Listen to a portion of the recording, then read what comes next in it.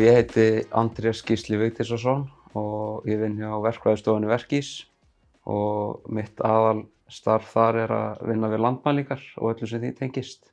Ég nýti Datakt á ýmsan hátt, til dæmis ef við erum að afla okkur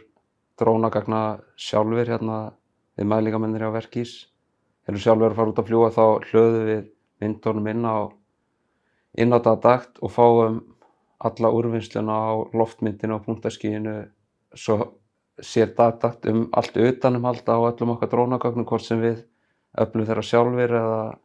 eða ef Svarmi aflar fyrir okkur gögn eða einhver annar,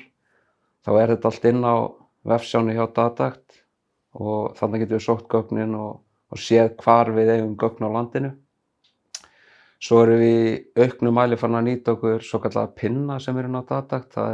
Það virkar sem sagt þannig að ef þú tekur ljósmyndir sem eru geotagaðar, þá getur hlaðið þeim inn á Datakt og þá sérðu hvar myndin er stödd í heiminum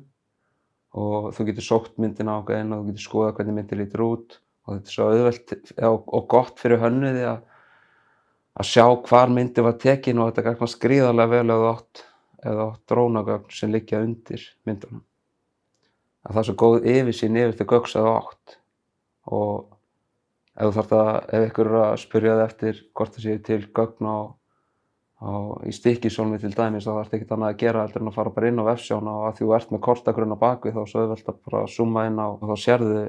hvort það eru til einhverjar drónamælingar sem við höfum aflað eða fengið einhvern annan til að afla fyrir okkur. Þetta er svo myndrænt og fljótlegt í staðinn fyrir að vera að leita í einhverjum möppum inn á server endalaust að einhverjum gögnum, þá tekur þetta bara örfáar mínútur. Og svo auðvitað geymslan á gögnunum, að geta geymt þau inn á svona vefsvæði sko. Þessa WAF-MS-tengingu sem Datakt er með fyrir til dæmis loftmyndir, að hafa þennan möguleika að geta tengt loftmyndir inn í AutoCAD eða önnur forrit sko, án þess að vera að downloada myndunum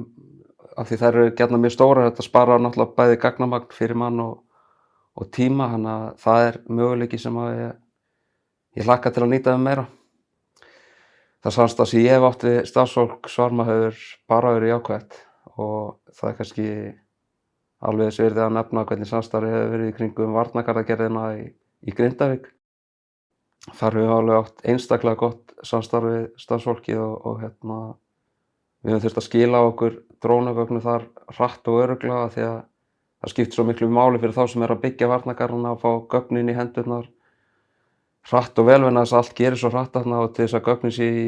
í gildi fyrir þá þurfa þeir að fá þau bara hratt í hendurnar og ég held að í nánast öllum tilfellum sem við höfum farið og mælt þarna á þessu ári sem að þessar framkvæmdir hafa verið í gangi, þá hefur verið komin með drónagögn í hendurnar innan við sólarhring eftir að við öflum þeirra og stundum bara samdægurs.